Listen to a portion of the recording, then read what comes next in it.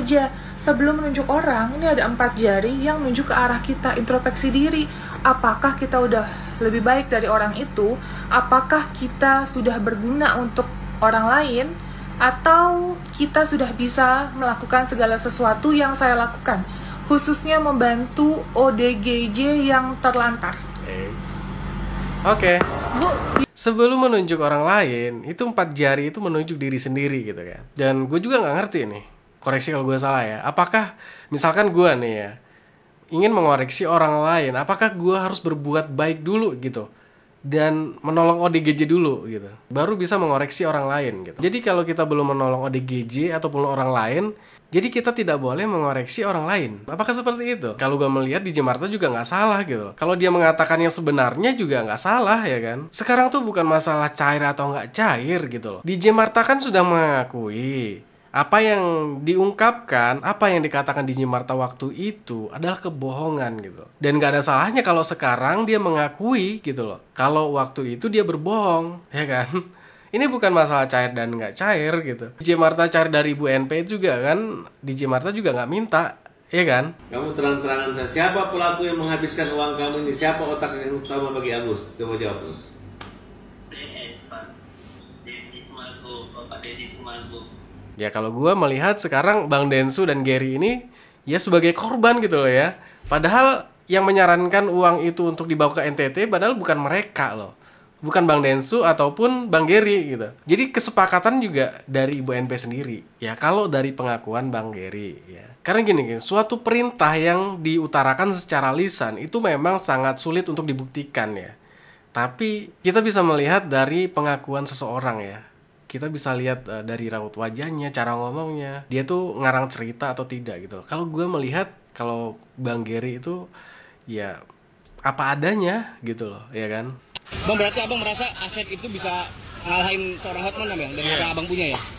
Hotman itu cuma sepetak doang, karena gue dia kalah, apalagi segunung gitu loh. Nggak ada apa-apanya, Hotman itu cuma punya ruko berapa gini. Bang Hotman nggak ada apa-apanya. Abang akan begini malam begini. Kalau gue kan gunung gimana? Gunung ya? Main sama gue. Nggak ada apa-apanya, cuma sepetak doang. Gitu loh. Luar biasa, nggak bisa ngelawan gue, oke? Oke. Bang, berarti jadi Hotman itu nggak ada apa-apanya buat Bang Firdaus. Bang Hotman itu cuman punya, ya menurut Bang Firdaus petak doang asetnya. Beda sama Bang Firdaus, dia punya gunung yang isinya uranium. Aduh, gimana kita mau percaya, kacamata lu aja masih berembun. Aduh bang, ini dia masih mengaku dia punya gunung ya guys. Ada di suatu momen dia tuh mengatakan menyangkali semua itu. Jadi bukan gunung yang dimaksud. Jadi yang dia maksud adalah bukit. Bang itu nggak terkait dengan gunung apa emang daerah namanya gunung bang? Bukan. Ini sebenarnya bukan gunung, itu penyebutan saya aja, bukit sebenarnya. Itu lebih ke bukit, Bukit Parung.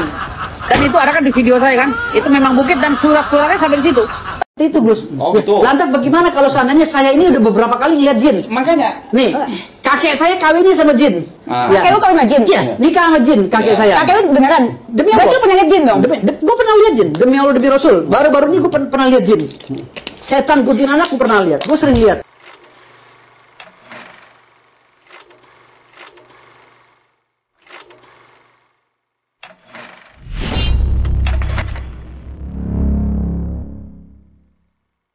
Halo guys, kembali lagi baru gue Kata Ketutus. Gimana kabar kalian? Seperti biasa guys, untuk pembahasan video kali ini kita akan membahas hal-hal menarik yang memang harus dibahas di sini. Sebelum lanjut ke pembahasan, silakan teman-teman siapkan cemilan, kopi, yang pastinya numpang wifi tetangga ya. Oke, kita lanjut. Beberapa hari nggak konten, gue kira permasalahan uang donasi ini sudah selesai, geng. Tapi ternyata permasalahan ini masih muter-muter di situ aja gitu. Karena gue juga penasaran, jadi gue juga harus tetap mantau ya gimana ending dari permasalahan uang donasi ini ya gengs. Karena sampai sekarang si Agus ini kabarnya malah makin menjadi-jadi ya gengs. Karena si Agus ini meminta kepada Polda Metro Jaya untuk cepat memproses laporannya terhadap Deddy Sumargo dan Gary gengs. Dan gue lihat permasalahan uang donasi ini ya semakin bulat ya gengs. Dimana si Agus ini menggebu-gebu pengen menjarain si Densu, Gary, NP dan Pablo ya kan. Ditambah lagi masalah Ibu NP dengan Bapak HK.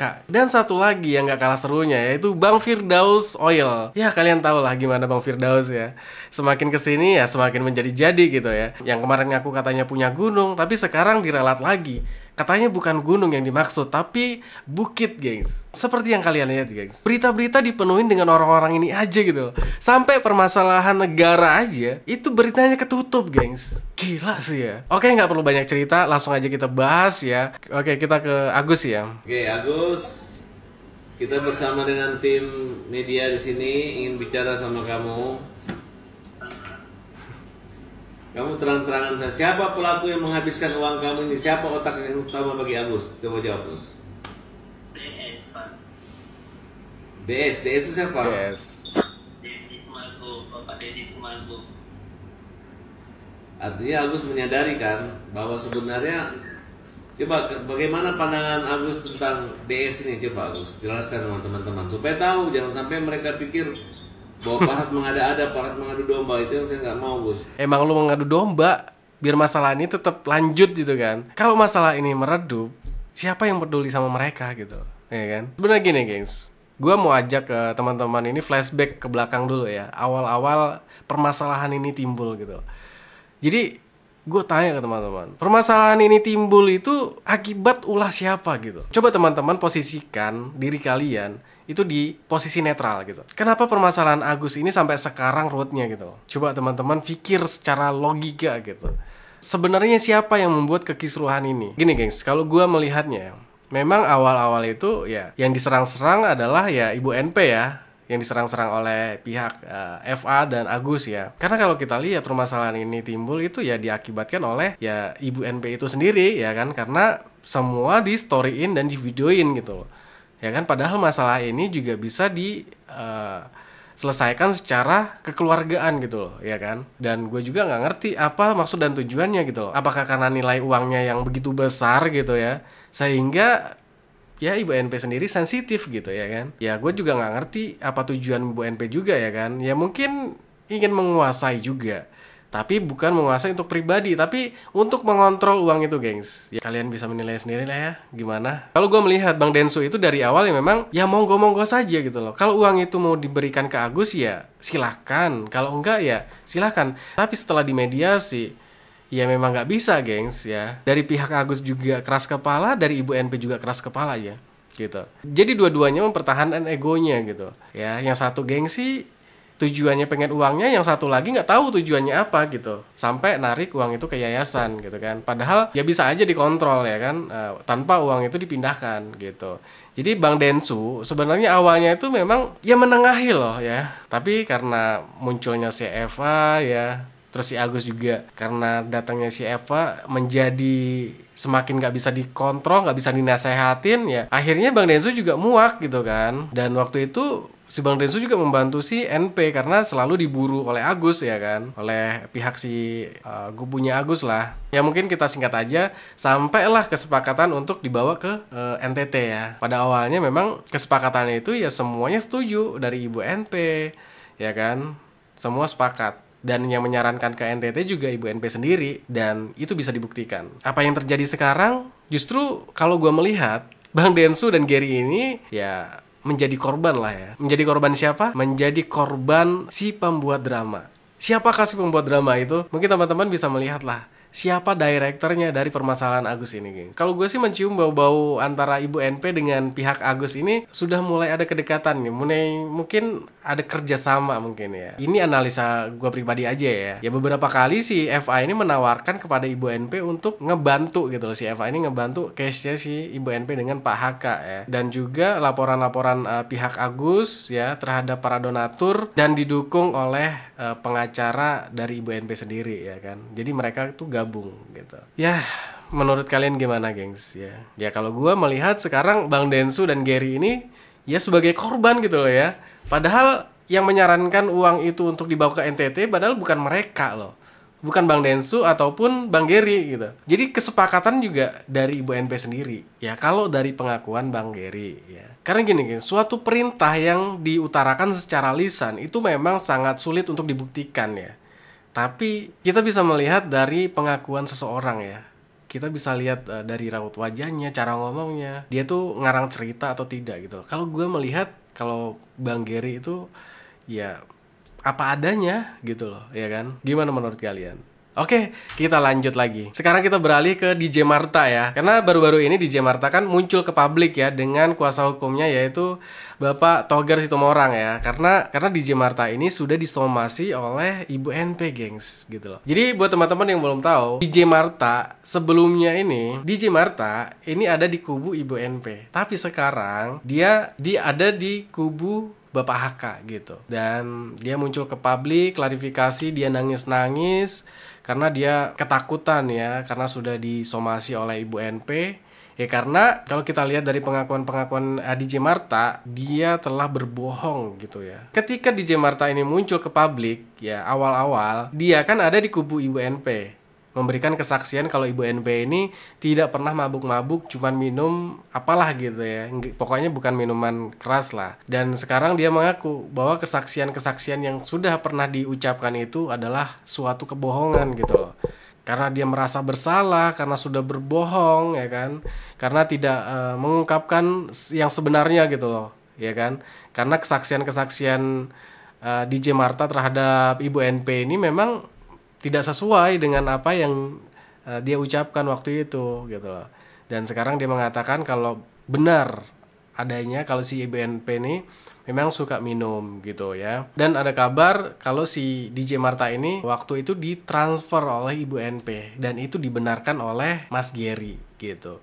Dan gue juga nggak ngerti apakah uang itu adalah imbalan karena sudah berbohong atau seperti apa, gue juga nggak tahu ya. Tapi kalau kita lihat pengakuan-pengakuan dari DJ Marta saat ini ya, dia tuh berbicara berdasarkan fakta ya, dan bukti-bukti yang ada, dan bukti chat ya, dia punya semua ya. Jadi chat antara DJ Marta dengan NP ini semua ada gitu. Jadi Ibu NP juga nggak bisa ngelak lagi ya gitu. Aduh, ngapain sih 3 tahun lalu itu masih dibuka-buka? Untuk apa? Cair ya? Cair atau gimana? Kalau mau adu-aduan, nggak usah dari Anda cair adu-aduan, buka-buka aib orang. Kita bercermin aja. Sebelum menunjuk orang, ini ada 4 jari yang menunjuk ke arah kita, introspeksi diri. Apakah kita udah lebih baik dari orang itu? Apakah kita sudah berguna untuk orang lain? Atau kita sudah bisa melakukan segala sesuatu yang saya lakukan? Khususnya membantu ODGJ yang terlantar. Oke. Ya teman-teman bisa menilai sendiri ya dari kata-kata Ibu NP ini.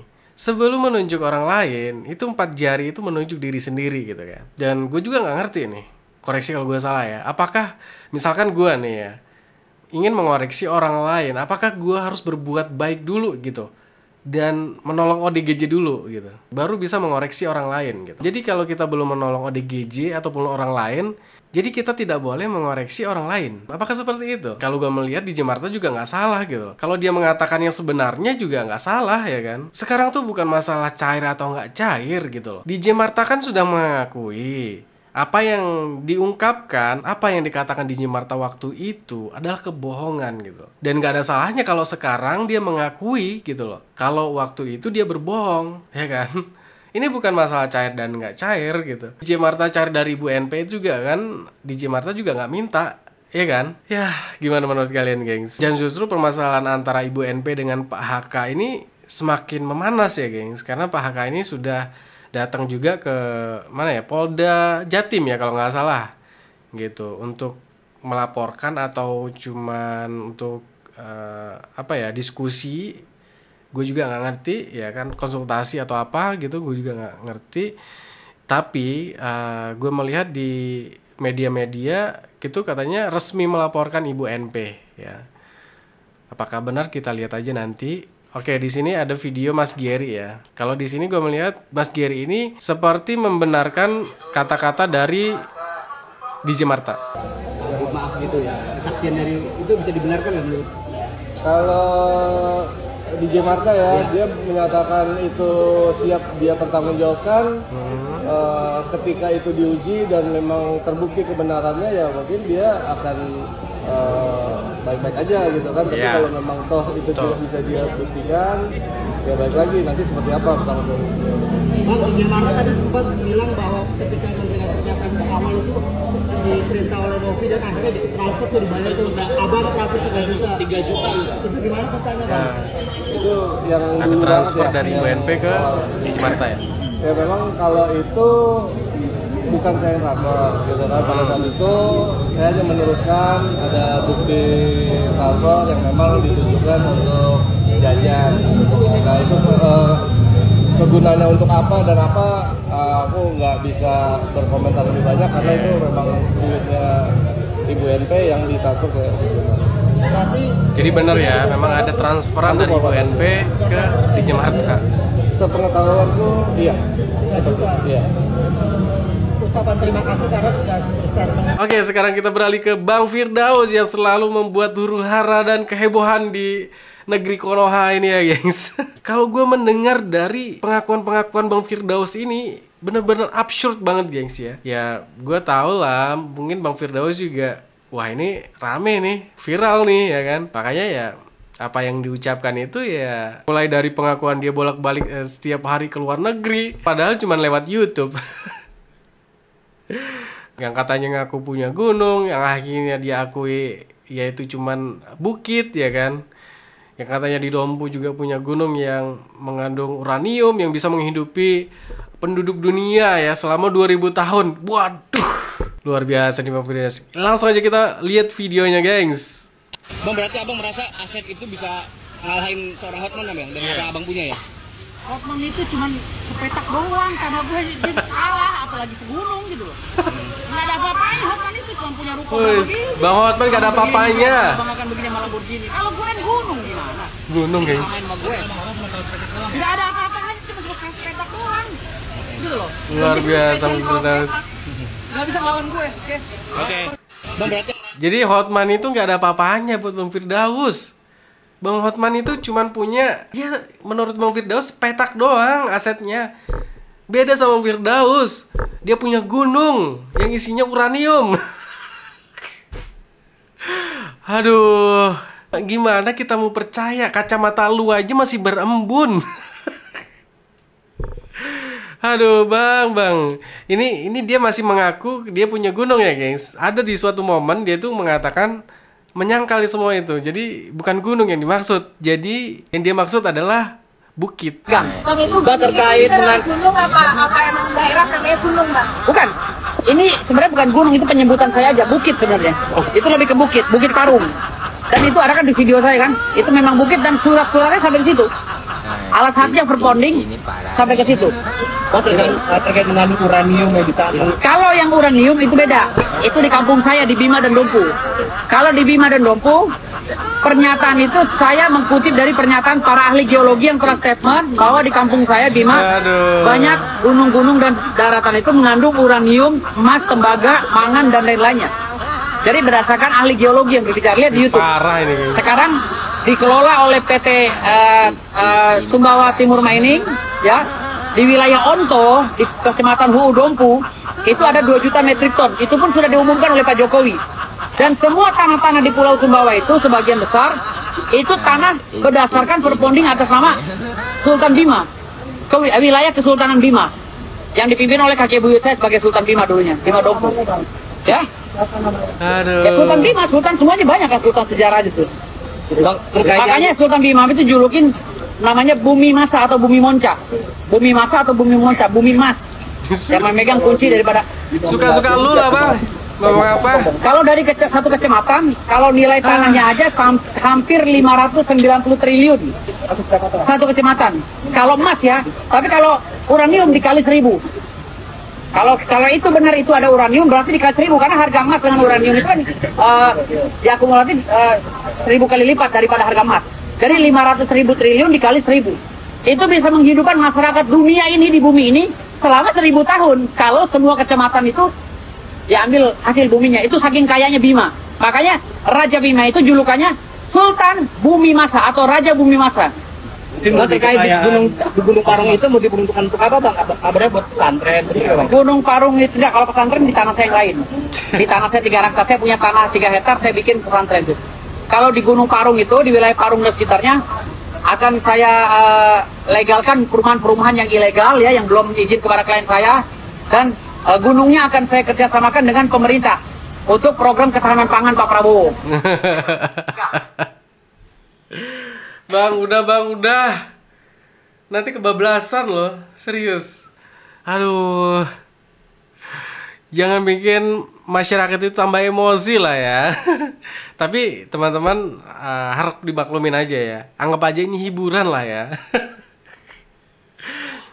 Karena kalau kita bikin serius, bikin sakit kepala, gengs. Dilihat bikin sakit kepala, nggak dilihat juga penasaran gitu ya. Dengan keanehan-keanehan Bang Firdaus gitu. Jadi setiap statement-statementnya itu, aduh bikin kocak juga sih ya. Kalau negara dipimpin orang-orang seperti ini, gengs, jungkir balik gitu. Bukannya 2045 menjadi Indonesia cerdas ya, Indonesia emas. Jadi Indonesia kebalik. Mungkin terakhir ini hiburan buat teman-teman ya. Buat teman-teman yang punya band tapi masih kekurangan drummer, ini boleh, ini Bang Firdaus juga boleh nih direkrut ya. Karena dia multi talenta banget, gengs. Ya. Dia bisa jadi apa aja pokoknya di band.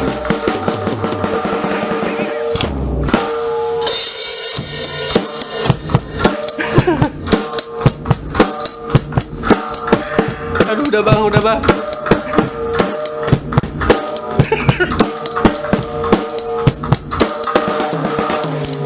Kok malah jadi kayak barongsai? Aduh. Halo, assalamualaikum warahmatullahi wabarakatuh. Kayak tahu bang, gue main apa itu? Oke, mungkin ini aja untuk pembahasan video kali ini. Seperti biasa ya, kita lanjut diskusinya di kolom komentar. Jadi buat teman-teman yang baru mampir, jangan lupa di subscribe terlebih dahulu ya. Tes buat teman-teman yang udah mampir, jangan lupa like, komen, dan subscribe. Assalamualaikum warahmatullahi wabarakatuh.